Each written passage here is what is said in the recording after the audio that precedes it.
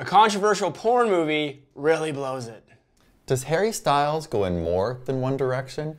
And a way to gas up your relationship, coming up today on The Point.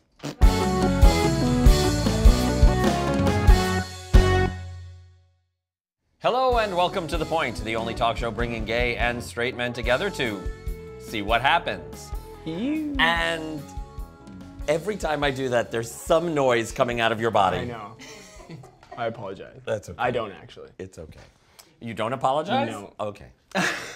Okay, so Matt's still out of town, but we've got Tegan here. Yes. Hello. I feel like I'm part of the family. I'm so happy to be back. One of the sisters. Yeah. Doug, still under the weather, although on the mend, and he promises he will be with us for the season finale next week. And we have back with us cultural anthropologist in training, Kevin Nixon. Thanks for having me back, guys. Hi. We had so much to talk to you about masculinity and sexuality and all that we had you back to talk about some more stuff. Which brings us to talking point number one, calling insecurity.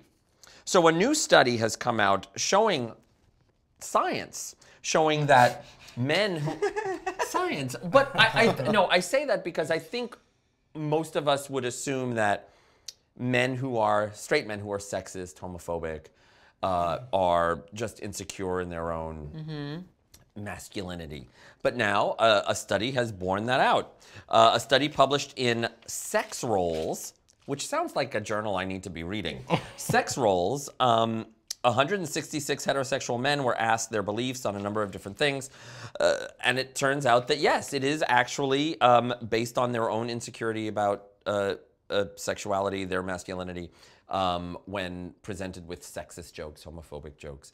I'm wondering if that surprises you, or if you saw research that bore that out in other ways. I mean, I've certainly seen similar research like this that's kind of challenged some of these ideas around like whether men who are homophobic might be having homoerotic desires themselves, or just might have insecurity around their gender identity. I mean, or their sexuality. I think masculinity, as we talked about on the last show, is something that's really carefully patrolled.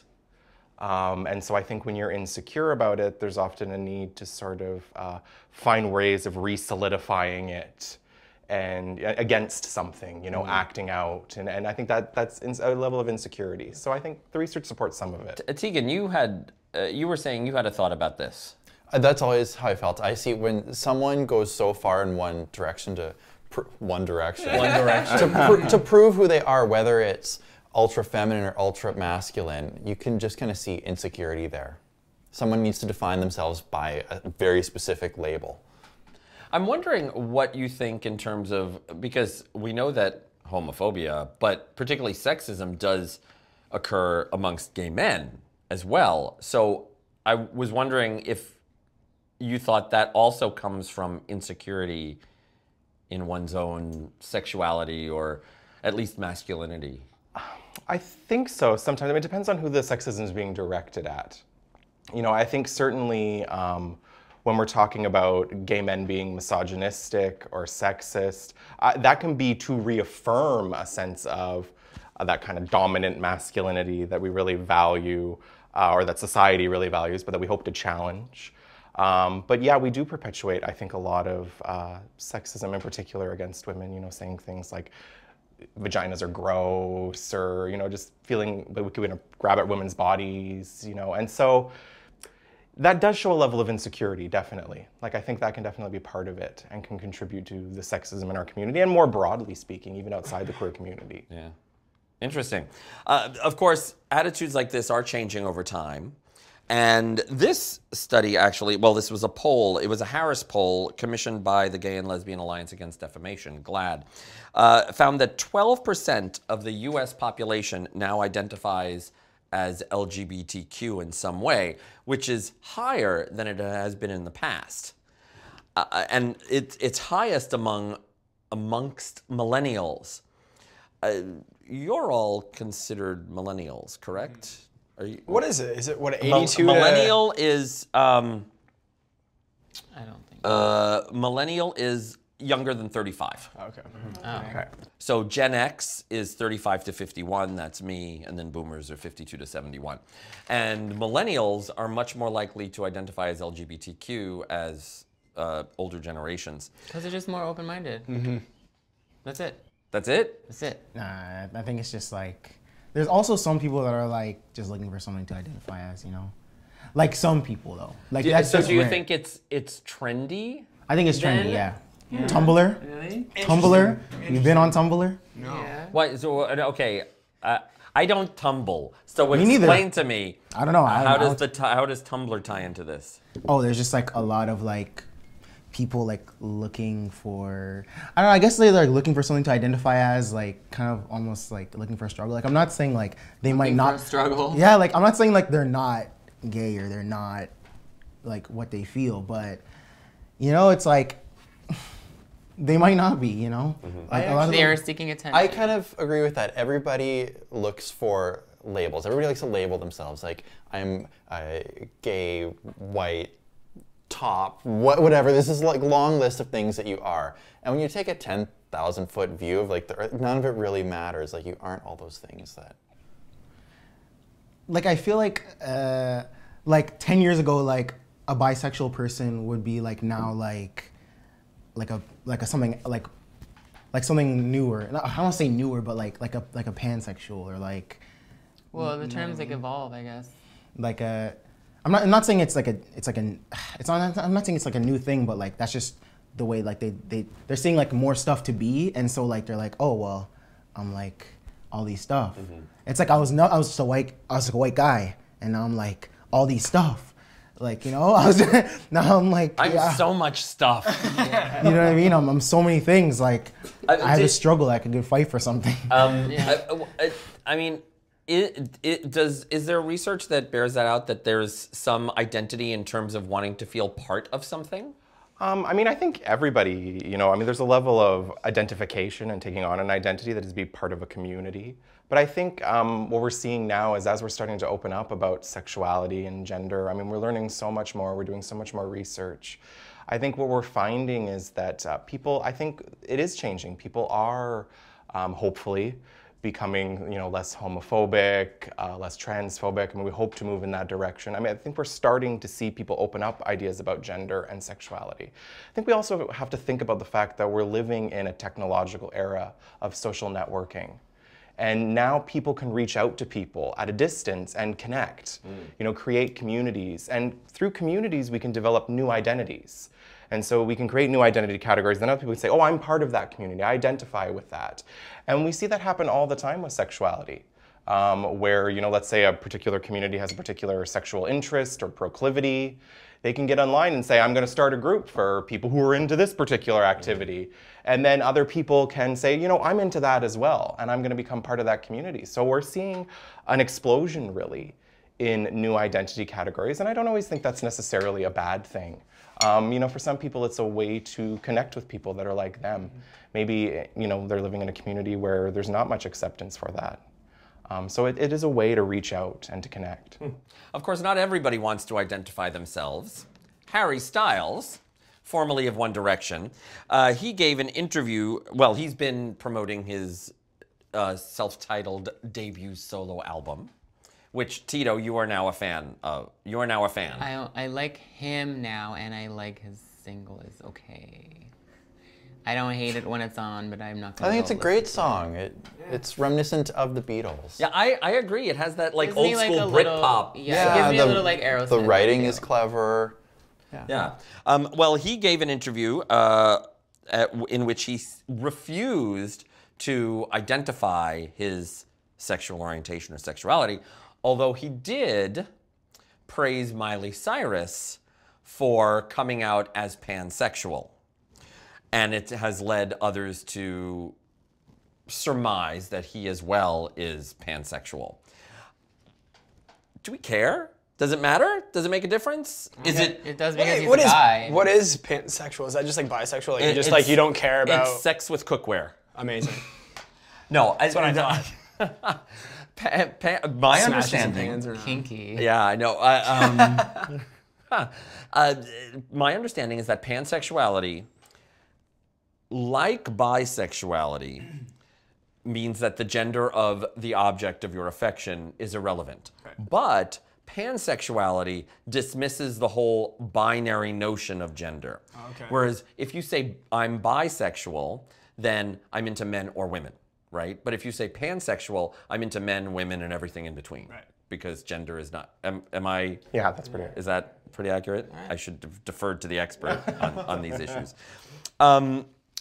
But of course, pop culture, celebrity obsession, we want to know everything. But I have never seen Harry Styles with a guy. Like, I don't see that. I mean, everyone hopes. That's okay. Does everyone hope? I know. Do I you hope? Yeah, that'd be cute.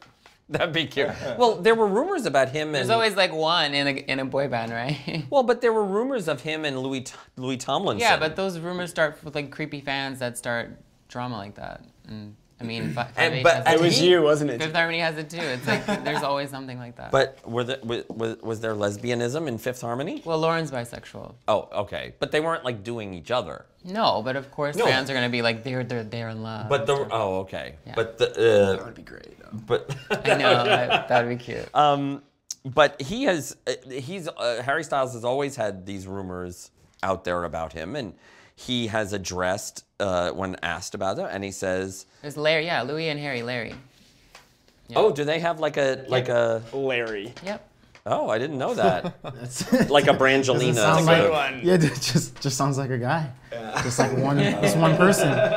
Just one Well, person. when you put know? two guys together, they're one guy. One Larry? One Harry, Larry. But is it? I mean, although there is I mean, pop culture does impact how people, and particularly millennials, Yeah. view issues such as this. So, So is if it? there is- are more of them, then Is it's it more important, acceptable. as sort of our pop culture expert here, is it important for Harry Styles to identify himself, even if he would identify as pansexual, or is it better that he just leave it vague? No, I think everybody has to stand for something nowadays, and it's good that he said that. Because you Well, don't want he everyone praised to question. Miley, but he didn't identify himself. Well, then what is the whole thing Yeah, about what him being happened? pansexual about? Well, that he praised Miley for being So it's just pansexual, but he speculation? wouldn't say what he is. Well, some people just really like to be private. I don't know. I think it'd be great if he did come out as pansexual. That's awesome. So, Harry, when you're in town, let us know and we can talk about it. On the masculine versus feminine tip, I was also intrigued by this article in the Daily Mail out of the UK about this is another study finding that in order to be social, men need to drink, but women do not. Women have a much easier time being social in social situations without alcohol, where men need the alcohol. I don't know. I mean, feel you like work at a bar. I feel like in certain situations, like there's some bars or clubs that I have been to where I wouldn't be able to go if I was sober because it's just, Not fun. I would just fight people because they're super drunk and annoying. Yeah. But that's just me. it's- But like, well, I don't know. I find that, I don't know. I'm you not, don't want to be around drunk people. Drunk people are Yeah, annoying. But yeah, if you're one of yeah. those drunk people, then it's totally fine. But then you're fine, still exactly. annoying. yeah, But but you at don't least know that. everyone is like being annoying. oh so wait, it's fine. so it's okay to be annoying if you don't know you're annoying? Absolutely. Well, no, you know you're annoying, but you know everyone else around you is annoying, so it's fine. So it's okay to be annoying. Well, if, you never drink when you go out, so like, how I do don't you not feel? never. How do you feel? Oh, about drunk people are around? annoying. How about when I'm drunk around you? I don't find you that annoying. That annoying. You sang a lot. Fabulous. Now, but it's interesting though, because this study was about straight men and straight women, that men need to drink to be social. But I would say that gay men also need to drink. Well, I think this is interesting. Like, I'd be curious, like, again, going back to what we were talking about last episode, like, what forms of masculinity do they adhere to? Like, is this a thing where they're trying to act stoic? You know, they're trying to be sort of, you know, that sociality is almost seen as too feminine. Like, there's that idea a lot of guys need to drink, especially straight guys, in order to relate, you know, emotionally, to have a good time, to touch their friend, that lets down a barrier. Yeah. You know, and this for them, one might be read as gay. that could be an element of it, that it aids in this kind of socialization. I find that gay men, in order to go out, I mean, I'm generalizing here, but a lot of gay men, in order to go out and have fun, and in order to actually interact with people, they need to be. I think in general it's a disinhibitor. Yeah. Yeah. It allows people to relax to a certain extent. And I mean, if the study is talking about straight men, I mean, again, going back to I'm drunk right now. That's what's in these cups. Yeah, I know.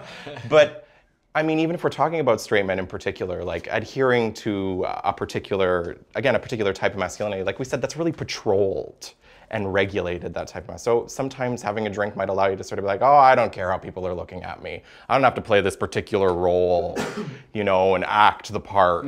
I can just sort of let go. Right. And I'm not concerned with, 100%. how I'm looking to other people, basically. Yeah, that's completely definitely agree with why I that. do it. Yeah. That study is also in the Daily Mail. Right. That's a different culture. I've watched 20 years of mean Coronation Street. The British. Yes, and they are always at the pub, and every day after work. So there's a pub culture there. And in my experience watching Coronation Street, that study is true. So your experience on this issue has to do with television. Yeah, because Audrey and Gail, they don't drink at the pub. Audrey and Gail. I don't know. But speaking of television, it's time for Tito's Midpoint. It's a perfect little seggy. So this week we're playing brownie points. So just chime in with what you think the answer is. It is LGBTQ TV characters. So just guess the TV show. I'm gonna list a bunch of the character names, and you guys just scream out the TV show that they're in. Scream. Scream, shout, let it Let it all all out. out. First character in this TV show is Waylon Smithers Simpsons. Jr. Correct. Excellent. And Doug's not even here. I put it in for him. He's such a Simpsonite. I know. Okay. Smithers. Next, Piper Chapman. Orange is the New Oh, Black. yeah. Yes. And I don't watch it. I feel like a bad gay. I feel like these references might be too new for me. Right. Some of these Actually- shows. Actually, when might we were be. talking about this, I was throwing out some names, and he's like, I don't know Stephen her. Carrington, Yeah, exactly. Yeah. Who? Yeah, exactly. Dynasty, which is coming back. Oh, I can't wait for that. Okay. Annalise Keating.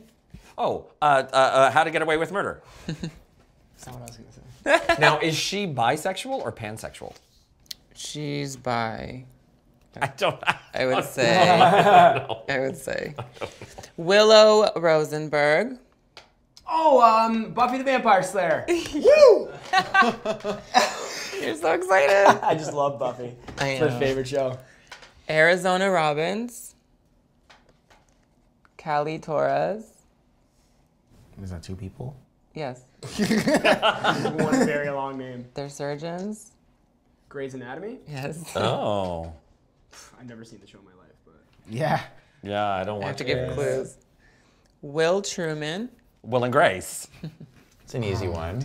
Just check. Which is coming back. Can we talk about how excited? Did you see the preview clip with I the saw musical number? Excellent. Oh my God. I can't wait. speak right now. No. I can't. Like I'm so excited about Will and Grace. coming Very back. few sitcoms are still funny that long after, Yeah. and that's a show that's Yeah. still very clever. And Yeah. I hope, yeah. It's kind of like the Golden Girls, right? Yeah, it's it's- still funny Yeah. today. Golden Okay, Girls? next, I don't think anyone's gonna get it, but I love this show. Cosima. No. Felix Dawkins. Is that a Targaryen? No. Delphine Cormier.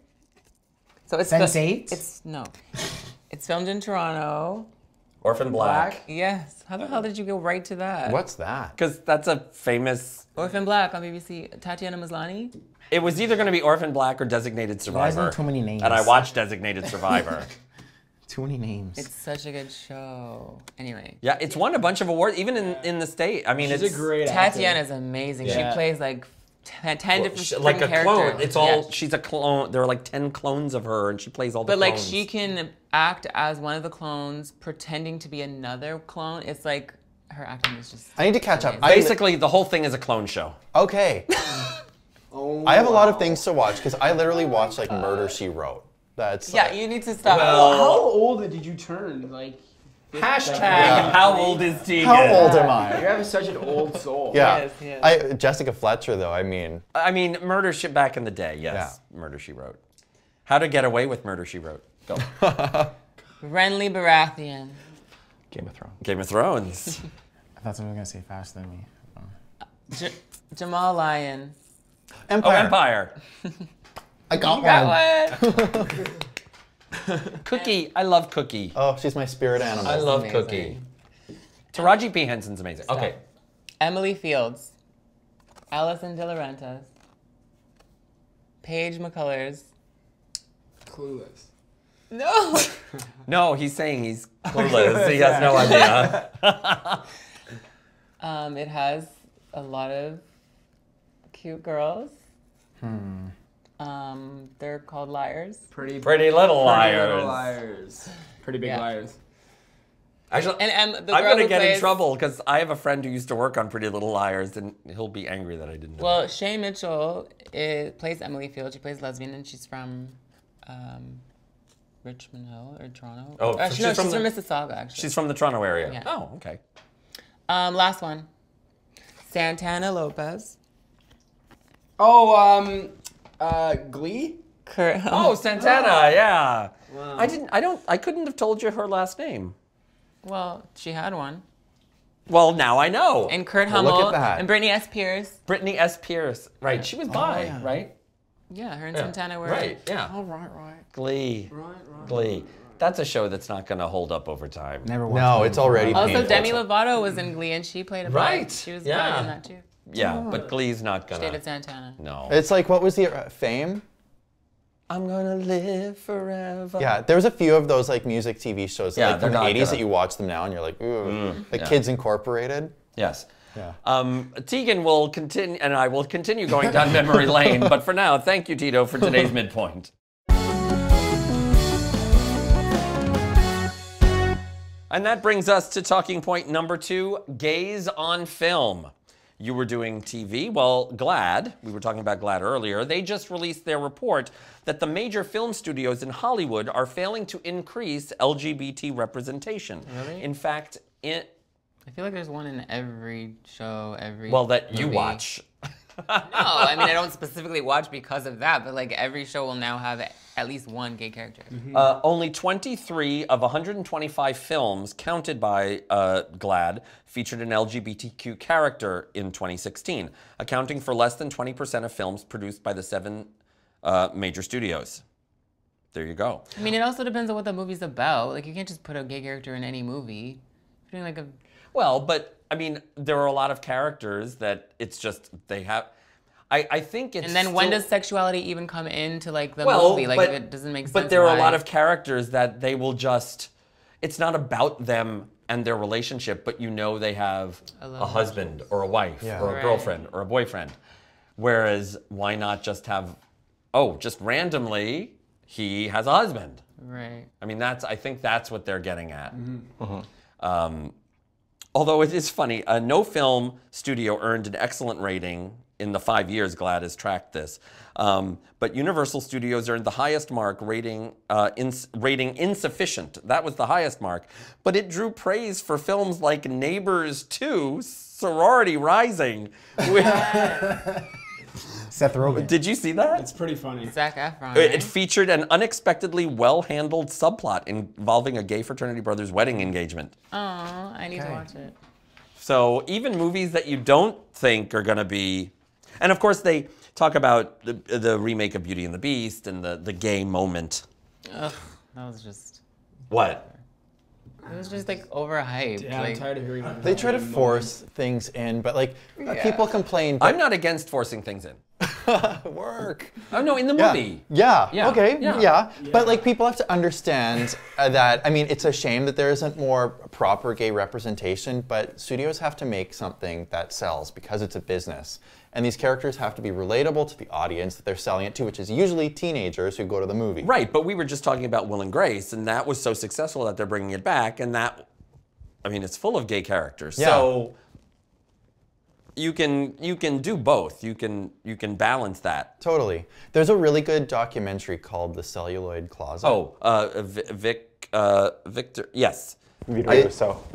Vito Russo. Yeah, and yes. it's narrated by Lily Tomlin. Yeah. Yes, very and good. It goes through a history of gays in cinema. Right. And it's really fascinating how at one point everybody was a villain in films, or you were gay and you were crazy. Oh no, and I think Disney. I mean, we're kind of joking about the Beauty and the Beast with Disney, but Disney, if you look back over time, Disney was the studio that every evil villain in an old Disney movie talked like this and was this big, foppishly feminine character. Yeah. And Okay. Jafar from Aladdin. Yeah, like a lot of the gay villains, they weren't outwardly gay, but right, but it read that way. Really? because Yeah. The Lion King? He was gay? Jafar was Aladdin. Jafar is sweetie. Aladdin.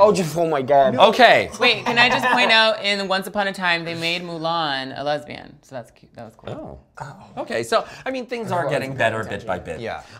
But one movie industry that seems to be getting itself into trouble is the gay porn industry. And in fact, Oh my God, are we gonna talk about that instrument they used? yes. Well, what is going on? Okay. Okay. I'm out This of the is loop. Okay. Crazy. This gay porn studio called men.com. Well, mandolin. They in this movie, one of the men penetrates the other man with a didgeridoo. Ooh, and like blows up it. Like, Wow. Okay, so Australians, because it's an Australian, actually it's an indigenous Australian instrument. Yeah. Australians are quite, you also have to realize, and maybe we can get a photo up on the screen of a didgeridoo. This didgeridoo used in this film is 5 feet long. So that's a lot of didgeridoo to do. sounds like a didgeridoo. And in the video, it gets worse actually, because in the video, a sleeping guy is woken up by his friend, loudly playing the instrument. After being woken, the man gets his revenge by trying to penetrate his friend with the 5-foot didgeridoo. So did they like hum into this? Like, I don't know how they do it, but like while it's like in. I think so. Yeah, and it makes this inside of you. Yeah. Oh my God. I mean, that's quite the vibrator. But I'm horrified by this right in the now. Australian media, people are saying it's incredibly disrespectful to the Australian Aboriginal community. And one commenter added, "This is incredibly racist and culturally offensive. Don't laugh, get angry."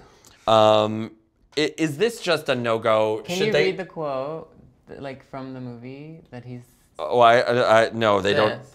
Oh, that? Okay. So in the movie, the guy holding the didgeridoo says, "quote I'm gonna didgeridoo you in the ass." But I people, like low key love it though. But don't laugh, get angry. Is this just blank? Is this offensive? Is it just? I mean, it's not offensive, but just don't do it. It is offensive in Both. Australia because Indigenous people in Australia have a lot of progress to make, as they do in Canada. But in the U.S. too. But yeah, in Australia, like we don't know much about the Indigenous population there outside of Australia. But it's very offensive to them. Yeah, it's super. Yeah, I'm going to second that. So bad. As the anthropologist on the panel. yeah. I think it's horribly offensive. And it's really appropriative. I mean, you're taking something right out of the Indigenous community there and basically using it in a way that it wasn't intended to be used. I think it's I don't really, think anybody really even horrible. thought about It'd be using it. It would be like sticking a Torah up an. Yeah, it's very How is a mandolin offensive. close to a didgeridoo? I don't know. It A just mandolin never- is not close to a didgeridoo. I didn't say that. A mandolin is a small it's a guitar. It's a string instrument. 12 strings. I It's believe. a didgeridoo is a wind instrument. It's just so woodwind. crazy that I find it so funny, but it's so bad. It's not fun. But speaking of wind, But it's just so insane that I can't help but laugh at it. speaking of wind, a new survey has come out. How to save and push your relationship forward? Farting in front of your partner. Never. What do? You hold You it? lie about it, like mine. You lie about it. How do you lie? So you don't fart in front of your Okay. boyfriend? Relationships are No, about I do, sacrifice but then and suffering. like if I do or if he does, we'll just blame it on the dog. What? But you know the other one is the one who's farting. I mean, he doesn't like own up to it, so I'm like, I guess it was her. But don't you hear it? No, they're silent but deadly. Deadly. So he never makes noise when he farts? I mean, everybody does, but sometimes, like, the TV is loud, we're watching TV, and you don't hear it because it's loud. Well, sometimes you fart when the TV's not on. But we're always watching TV. And you do that just to cover up the fart sounds. No. Just excuse That's the yourself. only reason why How I watch often do you TV. think people fart? Jesus. Let's go to the lot. restroom. Right now. I'm very much like, oh, I heard a noise on the balcony. Let me go check. Wait, you said go to the restroom, Go to the what? Every go to time the you have to washroom? fart? Well, not me. If you're starting to date someone, yeah, but not like you. No, but I do think it. I'm like, we're not gonna make it past this. Like, we're not. Well, worst something's things. got to get passed. But it's like everybody does it, so why is it a big deal? Well, but people make a big deal out of it. I mean, one of the best piece of this was a friend a long time ago. She said to me, "You know that the relationship is going to last when you can fart in front of each other," and I think that's true. Why would you want to know? Do you want to know when you're gonna die? What? It's like, why would you want to know if it's gonna last? It's like, wow, like, damn. Well, it's no, over, if you know you- what I'm if- no, saying? I- She smelled the wild fart and she couldn't take it. The wild fart. I'm saying. Hashtag smelt the wild fart. Oh boy. No, but if you're over. comfortable with your partner enough to fart in front of them, I think it bodes well It's for not the about the relationship. sound. Like, it just ruins the vibe. Like, it's Well, me it watching. depends on what It's just you're me watching doing. Harry Potter and it's like, oh, the Weasleys, and then just fart. That would be the perfect time. I wonder if the guy Magic. I wonder if the guy with the didgeridoo had to fart after. Stop. I got pumped full of air. Did you finish It's not reading right, but it's what this okay. was about? What? Oh, Fart? it's from a woman. Well, that was it. I mean, it shows that farting in front of your partner helps with the It's relationship. great news. How about when you're at a club and they just decide to fart and you're just... Well, That but you don't know happens? who it is because it's so crowded. But how annoying. You don't know how It's it, you usually don't the know who it Some is. disgusting people at the club who need to change their diet. You know, you can control that if you're not drunk. Every time I go out, it happens. Not 'Cause you're Ryan. drunk. No, it's not you. me. I swear to But God. sometimes it's Oh you, yeah, though. it's the dog. I swear to God. You're at the club and you're like, oh, it's the dog. And this is okay. Speaking of endpoints, Bop of the week, so good. Is, that's the name of it. No. It's Sub Focus featuring Alma, and it's called Don't You Feel It. I bet the guy with the didgeridoo. Stop. Don't laugh, get angry. Yes. But you're right. It's kind of like it's funny, but you feel bad for laughing. Yeah. Any other endpoint? Nobody's got nothing. Well, it's okay. I got a lot. Next week, coming up, is our season finale live pointacular. We are filming our season finale live. They don't like pointacular. I can't handle that. They don't like pointacular. The cheese is real. It is part of Nuit Rose, which is the Festival of Queer Art and Performance here in Toronto. Saturday, June 17th at 7 p.m. at the 519 Community Center, which is 519 Church Street in the Church Wellesley Village here in Toronto. Check out all the info for Nuit Rose at nuitrose.ca. Of course, we're also on Reverie, the world's largest LGBTQ online streaming service. Check us out there and all their content at reverie.tv. Our audio podcast is on iTunes, so check us out there. YouTube, subscribe to us. Again. What? Are you okay? No, I'm not. Subscribe to us. Press the red button. Or his red button. Just subscribe. Of course, our website for all things The Point, thepointguys.net, and follow and like us on social media. I cannot believe that this is our final in-studio episode of The Point for our first season. Crazy. The only episode we have left is the season finale at Nuit Rose. Thank all of you. Thank all of our guests that have joined us this season. Thanks to Doug, thanks to Matt, thanks to everybody behind the scenes. Thank you for watching, for subscribing. You have no idea how much it means to us. Thank you so much. Usually we say see you next Tuesday. Of course, the assembled version of our season finale will be online next Tuesday, but we will also see you on Saturday at Nuit Rose live. Please join us. So we will see you at our live season finale at the Point. See you then. I don't know where to look. At me.